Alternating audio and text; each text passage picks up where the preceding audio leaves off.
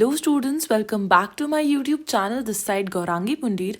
और आज की वीडियो में हम पढ़ने जाएंगे क्लास 12th की सोशियोलॉजी की बुक नंबर 1 का chapter number 5 which is patterns of social inequality and social exclusion. Social inequality और सोशल एक्सक्लूजन्स के जो पैटर्न्स हैं वो हम इस बुक में कवर करेंगे इस चैप्टर के अंदर। इस चैप्टर के मैंने 2 पार्ट्स बनाए हैं। This is the part 1 and part 2 I will be launching soon after part 1 will be launched. सबसे पहले सोशल इनइक्वालिटी होता क्या है? Patterns of unequal access to social resources and commonly called social inequality, यानी कि जब हम किसी रिसोर्स को अनइक्वली एक्सेस किसी को देते हैं, यानी कि किसी को हम उस चीज़ के लिए रोकते हैं, रिस्ट्रेन करते हैं, बाउंड करते हैं, तो उसको हम बोलते हैं सोशल इनइक्वालिटी। सोशल इनइक्वालिटी और एक्सक्लूजन सोशल क्यों है? क्योंकि ये it is not about any individual but ये पूरे ग्रुप के लिए होता है। They are not just economic, though a link is found between social and economic inequality and it is systematic and structured. ये एक क्वेश्चन आता है कि सोशल इनइक्वालिटी और सोशल एक्सक्लूजन को हम सिर्फ सोशली क्यों कह रहे हैं, हम इकोनॉमिक इनइक्वालिटी क्यों नहीं कह रहे, हम इंडिविजुअल इनइक्वालिटी क्यों नहीं कह रहे? क्योंकि ये किसी एक इंसान के अगेंस्ट नहीं होती, ये पूरे ग्रुप के अगेंस्ट होती है, किसी भी मार्जिनलाइज्ड ग्रुप के अगेंस्ट। इसमें हम काफ़ी एग्जाम्पल्स ले सकते हैं, जैसे कि हमारा एससीज हो गया, एसटी हो गया, दलित ग्रुप्स हो गए, यानी या कि वुमेन हो गई।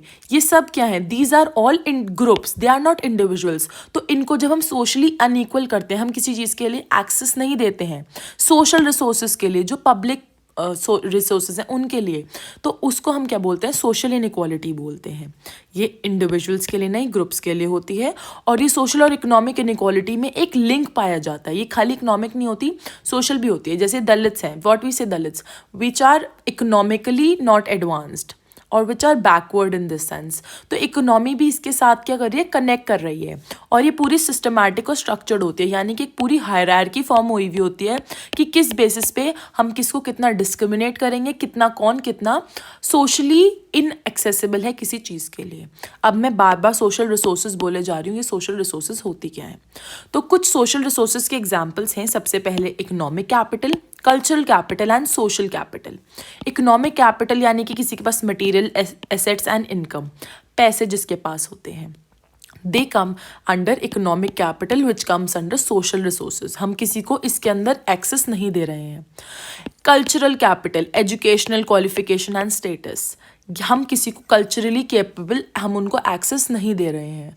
जैसे कि कहीं जगहों पे the lower caste is not allowed to enter, तो हम उनको कल्चरली वहाँ पे उनको हम पढ़ने ही नहीं दे रहे हैं। जब वो पढ़ ही नहीं पाएंगे, when there will be they will not be having any educational qualification, तो वो इकोनॉमिक कैपिटल यानी कि वो पैसा कैसे कमाएंगे? मटेरियल एसेट इनकम तो उनकी होगी ही नहीं। और सोशल कैपिटल होता है network of contact and associations. ये जब ना ये पढ़ पाएंगे, जब ये पढ़ नहीं पाएंगे तो ये कुछ कमा नहीं पाएंगे, तो इनके सोशल नेटवर्क कैसे बनेंगे? These are all interlinked and this is called social resources. और इसका जो अनइक्वल एक्सेस होता है उसको हम बोलते हैं सोशल इनइक्वालिटी। आई होप आपको सोशल इनइक्वालिटी समझ आया होगा। अब आता है सोशल एक्सक्लूजन क्या होता है। सोशल तो हमें पता चल गया, which is not individual but against any group. Exclusion क्या होता है? Exclusion refers to a way in which individuals may become cut off from involvement into the wider society. Exclude कर देना, एलिनेट कर देना। इट प्रिवेंट्स इंडिविजुअल्स और groups from participating fully in the economic, social and political life of the society in which they live. हम उनको exclude कर देते हैं, एलिनेट कर देते हैं, इग्नोर कर देते हैं, कट ऑफ कर देते हैं, उनको सोसाइटी से हटा देते हैं। ये एक कंबाइंड आउटकम है डेप्रिवेशन और डिस्क्रिमिनेशन का, यानी कि कोई डिप्राइव कर रहे हैं, हम किसी को किसी चीज़ के लिए मना कर रहे हैं, रोक रहे हैं, रिस्ट्रेन कर रहे हैं। When we are restraining someone. Social exclusion is structural not accidental. याद रखिएगा, ये पूरे के पूरे एक हायरार्किकल सिस्टम चलता आ रहा है। जैसे तुम्हारे ब्राह्मण, क्षत्रिय, शूद्रास, वैश्यास एक हायरार्किकल सिस्टम है, ऐसे ही सोशल एक्सक्लूजन भी एक हायरार्किकल सिस्टम है।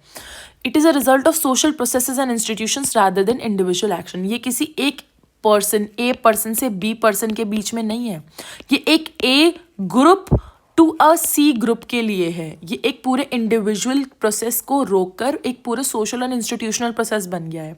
और याद रखिएगा इट इज़ वॉलंटियरली, यानी कि जो एक्सक्लूजन होती है it is practice regardless of the wish of those persons who are excluded. कोई चाहेगा कि वो डिस्क्रिमिनेट हो, कोई चाहेगा कि आप उसको डिप्राइव करें पब्लिक वेल्थ यूज़ करने के लिए या पब्लिक रिसोर्सेज यूज़ करने के लिए, कोई भी नहीं चाहता कि आप उनको रोकें। तो ये इनवॉलेंट्री है, सॉरी इट इज़ इनवॉलेंट्री, बिना किसी की फ्री विल के आप उसे डिप्राइव कर रहे हैं, आप उसको डिस्क्रिमिनेट कर रहे हैं। एक एग्जाम्पल दूंगी, rich people are never found sleeping on the pavements और under bridges like thousands of homeless people in the cities and small towns. इसका ये मतलब नहीं है कि रिच अपने आप को एक्सक्लूड कर रहे हैं पेवमेंट्स और पार्क बेंचेस के लिए, because they could certainly gain access if they wanted but they choose not to. इसमें एक बहुत ईजी और अजीब सा एग्जाम्पल आपके एनसीईआरटी में दिया हुआ है कि जो अमीर लोग हैं वो चाहे तो वो आपके ये जो पेवमेंट्स होते हैं, यानी कि जो रोड की साइड में जगह होती है ब्रिजेस के नीचे, वो जाके वहाँ पे सो तो सकते हैं ना। अब ये वो खुद को ये तो नहीं कहेंगे कि हम अपने आप को सोशली एक्सक्लूड कर रहे हैं, कि हम ये पब्लिक प्लेसेस यूज़ नहीं कर रहे हैं। वो चाहें तो उसको सर्टेनली उसको एक्सेस पा सकते हैं, बट वो चूज़ नहीं कर रहे हैं वैसी ज़िंदगी जीना जैसे कि एक गरीब आदमी जीता है। नाउ सोशल स्ट्रैटिफिकेशन क्या होता है? ये न्यू टर्म है स्ट्रैटिफिकेशन। आपने एक्सक्लूजन एंड इक्वालिटी 11th में पढ़ा था, लेकिन 12th के अंदर ही स्ट्रैटिफिकेशन नई चीज़ आ जाती है। It is a system in which category of people are ranked in a hierarchy in a society. This is called a system of structured inequalities. यानी कि एक पूरा का पूरा स्ट्रक्चर बनेगा on how a person, a society or individual of a society or a group of society are ranked hierarchy के basis पे। याद रखिएगा it is a characteristic of society, not simply a function of individual difference. मुझे एक इंसान पसंद नहीं है तो मैं उसको अपने से नीचे रैंक नहीं कर सकती, इंडिविजुअल के बेसिस पे नहीं होता। लेकिन ये सोसाइटी के बेसिस पे कैसे होता है कि एक रिलीजन दूसरे रिलीजन को सोशली स्ट्रैटिफाई कर देता है, उसको उनको बोलते हैं कि हम आपको रैंक कर रहे हैं हायरार्की में नीचे की तरफ। इट परसिस्ट ओवर जनरेशन, याद रखिएगा कि ये जनरेशन से जनरेशन परसिस्ट होता है। अब it also is supported by patterns of beliefs and ideologies. ये मैंने 3 पॉइंट्स बताए सोशल स्ट्रैटिफिकेशन के, बट ये question if it generally comes in 4 to 6 marks and it is important. तो हम 4 to 6 मार्क्स में इसको कैसे एक्सप्लेन करेंगे? सबसे पहले characteristics of society and not a function of individual differences. मैंने यहाँ पे कुछ पॉइंट्स लिखे हुए हैं। प्रिमिटिव सोसाइटी और एडवांस सोसाइटी। प्रिमिटिव सोसाइटी यानी कि आपके इंडिपेंडेंस से पहले की सोसाइटी, या फिर आप मानेंगे 1990s से पहले की जो सोसाइटी थी उन्हें प्रिमिटिव सोसाइटी कहा जाता था। उस टाइम पे बहुत कम प्रोडक्शन होती थी, लिटिल वॉज प्रोड्यूस। क्या लिटिल प्रोड्यूस होता था? योर फूड, योर एग्रीकल्चर, जो सब्सिस्टेंस था वो बहुत ज़्यादा कम प्रोड्यूस होता था, तो इसलिए वहाँ पे लेस स्ट्रैटिफिकेशन होती थी। जितना बनता था उतना ही लोगों में बढ़ जाता था, उतना ही लोग खा लेते थे। जैसे कि 5 किलो बना, 2 किलो अपने घर रख लिया, 1 किलो एक पड़ोसी को दे दिया, 1 किलो एक पड़ोसी को दे दिया, तो बहुत कम स्ट्रैटिफिकेशन होती थी। लेकिन अब जो एडवांस सोसाइटी आ गई है, आज की जो सोसाइटी आ गई है, उसमें आपकी जो प्रोडक्शन हो रही है वो बहुत ज़्यादा हो रही है, सरप्लस में प्रोडक्शन हो रही है, यानी कि आई कांट इवन सेल कितने क्वांटल में प्रोडक्शन हो रही है। तो अब यहाँ पे क्या हो जाता है? यहाँ पे हो जाती है अनइक्वल डिस्ट्रीब्यूशन। अब यहाँ पे खुद के लिए तो ज़्यादा रख रहे हैं और अपने ही रिच फ्रेंड्स को देना चाहते हैं, अपने ही रिच नेबर्स को देना चाहते हैं। सोशली उन्होंने स्ट्रैटिफाई कर दिया कि ये जो सी और डी वो है ग्रुप्स, इनको हम लोग अपनी स्ट्रैटिफिकेशन से दूर रखेंगे, इनको हम कुछ भी नहीं देंगे। ये सोसाइटी का एक तरीका है कि दे थिंक कि हम लोग अपने डिफरेंसेस को खाने की चीज़ों से, एग्रीकल्चर सब्सिस्टेंस से, प्रोडक्शन से, ये लोग जो कर रहे हैं स्ट्रैटिफिकेशन कर रहे हैं। सेकंड पॉइंट था इट परसिस्ट ओवर जनरेशन। अब ये जनरेशन से कैसे चलता आ रहा है? जनरेशन का मतलब होता है कि एक उससे दूसरी शिफ्ट होना। Link to family and inheritance. Within caste system birth dictates occupational opportunity. Endogamy, which is marrying within the caste, this does blurring out the caste lines, that is intercaste marriage. अब क्या है इसको मैं explain करूँगी कि जो generations हैं जो फैमिली के इनहेरिटेंस पे चल रही हैं, किसी के पापा पे और उनके दादाजी पे, उनकी जनरेशन्स में काफ़ी प्रॉपर्टी थी, उन्होंने इनहेरिट करी, ठीक है, या और यहाँ पे एक एग्जाम्पल दे रखा है कि जो हमारी कास्ट सिस्टम है, हमने कास्ट के फीचर्स पढ़े थे लास्ट टू लास्ट चैप्टर में, if you remember, and if not then do watch the video of that chapter once, because all these chapters are interlinked. तो जो कास्ट सिस्टम है उसके अंदर हमारा जो बर्थ है इट डिक्टेट्स ऑक्यूपेशनल अपॉर्चुनिटी, यानी कि अगर आपके पापा बिजनेसमैन हैं तो इट इज़ ऑफन थिंग कि आप भी बिजनेस ही करेंगे। आज के टाइम की बात नहीं कर रही हूँ, ये पहले के टाइम की बात हो रही है। अगर आप क्षत्रिय फैमिली से बिलोंग करते हैं, if your father was a warrior you should also become a warrior. तो जो आपकी स्ट्रैटिफिकेशन हो रही है, डिविजन हो रहा है कैटेगरी के अंदर, रैंकिंग हो रही है, वो आपके ऑक्यूपेशन के बेसिस पे हो रही है। तो ये एक परसिस्ट ओवर जनरेशन करता है कि अगर आपके पापा प्लम्बर थे तो आप भी प्लम्बर बनेंगे, वो आर्टिसन थे आप भी आर्टिसन बनेंगे, वो किसी के खेत में काम करते थे आप भी किसी के खेत में काम करेंगे। That depends. अब यहाँ पे एक और चीज़ दे रखी है कि हम लोग कास्ट सिस्टम के अंदर हमने एक और चीज़ पढ़ी थी जिसे कहते हैं एंडोगैमी। एंडोगैमी का मतलब होता है कि कास्ट के अंदर ही शादी करना। तो अब इसके अंदर भी एक और चीज़ हो रही है कि आप बाकी सारी कास्ट को तो ब्लर आउट ही करे जा रहे हो, आपकी जो कास्ट की लाइन्स थी वो ख़त्म होती जा रही है। लेकिन आज के टाइम पे now there are inter caste marriages which are blurring the caste lines. Now caste lines को ब्लर करके अब आप एक इंडिविजुअल दूसरे इंडिविजुअल से इंटरकास्ट मैरिज करने लग गया है। लेकिन पहले के टाइम पे it was endogamy which caste still prefer, but now individuals have different perspectives and that's why they don't go for endogamy, they prefer intercaste marriages. The third point is it is supported by patterns or beliefs or the ideology. आपकी ऐसी सोच है, you believe this।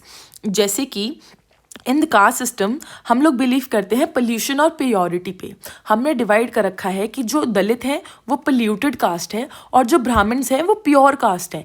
यही तो हमने एक ranking दे दी ना, एक सोशल स्ट्रैटिफाई कर दिया ना, कि जो अभी मैंने ये जो यहाँ पे ट्राइंगुलर बनाया आपने खुद ही बता दिया कि ए क्या होंगे, ब्राह्मण्स होंगे, और लास्ट में बिल्कुल आपने दलित्स रख दिए। क्यों? क्योंकि आपने ब्राह्मण्स को तो प्योर बता दिया और दलित्स को क्या बता दिया, पोल्यूशन बता दिया कि आप इनसे दूर रहें, दे आर इम्प्योर कास्ट।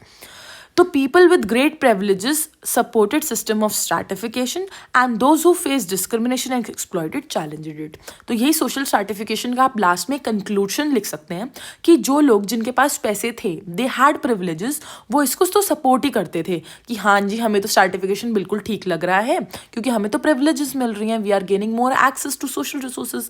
लेकिन जो डिस्क्रिमिनेशन फील करते थे, जो एक्सप्लॉइट हो रहे थे, जो लोअर कास्ट थे, जिनको हम पोल्यूशन कह रहे थे या फिर हम जिन्हें अनइक्वल एक्सेस दे रहे थे, वो इसको चैलेंज करने लगे। They started questioning the system of social stratification. Next topic which comes is prejudice. What do you mean by prejudice? I hope you have already often heard this term before. Prejudice means preconceived opinions or attitudes held by member of one group towards another. पहले से ही आप pre judgement, pre means पहले से and जुडिस means judgement, आप पहले से ही किसी के बारे में कोई प्री कंसीव नोशन रखते हैं, पहले से ही एक ओपिनियन फॉर्म कर देते हैं before considering any available evidence, बिना किसी सबूतों के, किसी एविडेंस के बिना आपने पहले ही सोच लिया वो तो ऐसा ही है। It is a preconceive view that are often based on hearsay rather than direct evidence. कहीं सुनी बातों पे आपने मान लिया rather than direct evidence. Ideas that are resistance to change even in the face of new information. और ये ऐसे आइडियाज होते हैं जो चेंज भी नहीं होते। इसमें एक बहुत सिंपल एग्जाम्पल दूंगी। आप स्कूल में आपका फर्स्ट डे है एंड आपकी सीनियर से या किसी दोस्त से पता चलता है कि ये टीचर तो बहुत ज़्यादा स्ट्रिक्ट है। पहले से ही आपके दिमाग में एक प्री जुडिस यानी कि प्री कंसीव नोशन बन गया कि ये टीचर तो स्ट्रिक्ट ही है। उसके बाद अगर आप उसकी क्लास में चले भी जाओगे और उसने अगर आपको प्यार से भी बोल दिया तो भी आपके दिमाग में बैक डाउन हेड आपके यही रहेगा कि मेरा प्री नोशन उसका बना हुआ है, एक ओपिनियन फॉर्म हो रखा है कि ये टीचर तो स्ट्रिक्ट ही है। तो ये प्री जुडिस होता है यानी एक प्री कंसीव नोशन।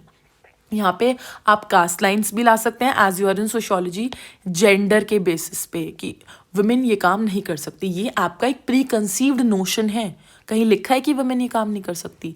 कास्ट के बेसिस पे you are excluding one caste from entering into a temple of another. Is there, it is written anywhere that you can't enter them, or you can't allow them to enter. So this is all what? Prejudice. And prejudice is basically linked to stereotypes. Stereotypes are fixed and they are inflexible characteristics of a group or of people. Stereotypes are often applied to ethnic and racial groups and to women. वही जो मैंने अभी example दिया, ये किसी की ethnicity पे believe करते हैं, किसी की रेशियल ग्रुप्स और वुमेन, ये बेसिकली स्टीरियोटाइप्स ऐसे ही बने हुए होते हैं. अभी मैंने बोला women can't do this work, this is a stereotype. And stereotypes are grounded in prejudices. Stereotypes fix whole groups into a single homogeneous categories. इससे क्या मतलब है कि पूरा का पूरा ये एक वुमेन नहीं देखेंगे, ये देखेंगे कि सारी की सारी वुमेन एज वन, सारे के सारे सिंगल को एक कैटेगरी में डिवाइड इंक्लूड कर लेंगे. And they refuse to recognize the variation across individuals and across context और अक्रॉस टाइम्स. यानी कि अगर एक वुमेन ने किसी के साथ कुछ बुरा कर दिया, गलत कर दिया, जैसे कि कार एक्सीडेंट में वो जो मीम काफ़ी वायरल जाता है विमेन का, तो कार एक्सीडेंट एक औरत ने कर दिया तो हम तुम सारी की सारी वुमेन को ऐसे ही देखोगे कि किसी और वुमेन को ड्राइविंग करनी आती ही नहीं है. So this is what, this is a stereotype. No, have you seen all the women driving? That's the question. Then this is also related to discrimination. Discrimination refers to actual practice behavior towards another group, disqualifying a group from the opportunities open to others. Discrimination can be very hard to prove because it may or may not be open. Discrimination का मतलब होता है भेदभाव करना. जब आप किसी को किसी से रोक रहे हैं, एक बिहेवियर एक ग्रुप के लिए अलग और एक ग्रुप के लिए अलग, आप एक ग्रुप को डिस्क्वालीफाई कर रहे हो, डिस्क्रिमिनेट कर रहे हो वो चीज़ करने के लिए जो बाकियों के लिए तो आपने ओपन रख रखी है. और कभी भी आप डिस्क्रिमिनेशन को प्रूव नहीं कर सकते क्योंकि ये कभी भी ओपन नहीं होता, यानी कि कभी बताया नहीं जाता कि हम आपको डिस्क्रिमिनेट कर रहे हैं. जो आपका डिस्क्रिमिनेटरी बिहेवियर है या प्रैक्टिस है वो हमेशा जस्टिफिकेबल रीजन से रादर देन प्रेजुडिस होगा, यानी कि आपके जो प्री कंसीव्ड नोशन है उसके बेसिस पर ही डिस्क्रिमिनेशन होता है.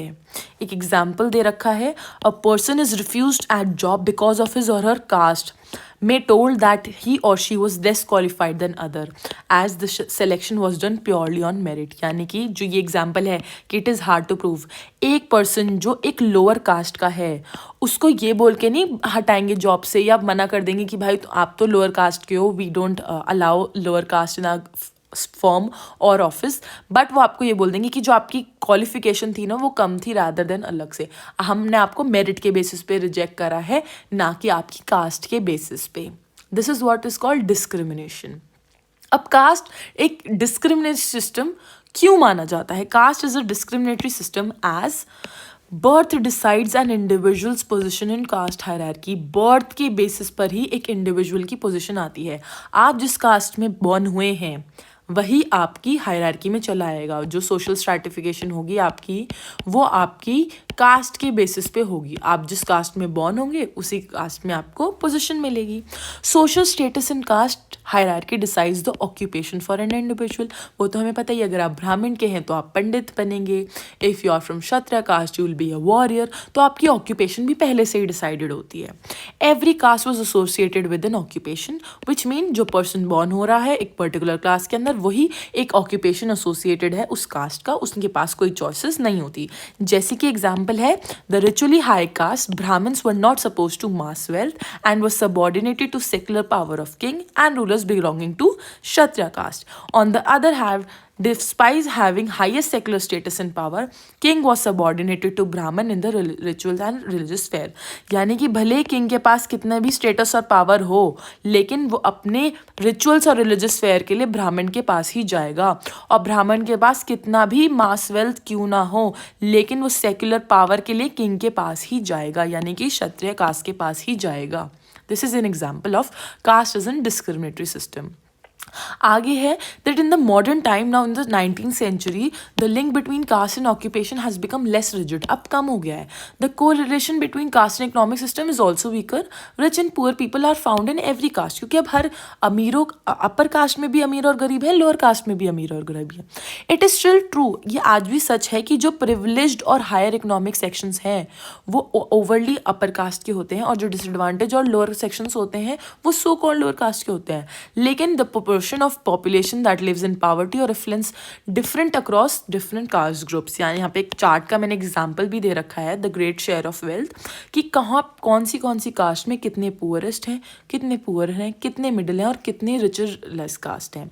अब इसमें भी आप ध्यान रखिए कि देखो रिचेस्ट कहाँ पे आ रहे हैं सबसे ज़्यादा 57% इन द काश्यात कास्ट, और you can see that different caste जो अपर कास्ट होती हैं उसके अंदर ज़्यादा आपको रिच दिखेंगे और जो लोअर कास्ट होते हैं उसमें आपको ज़्यादा पुअर दिखेंगे।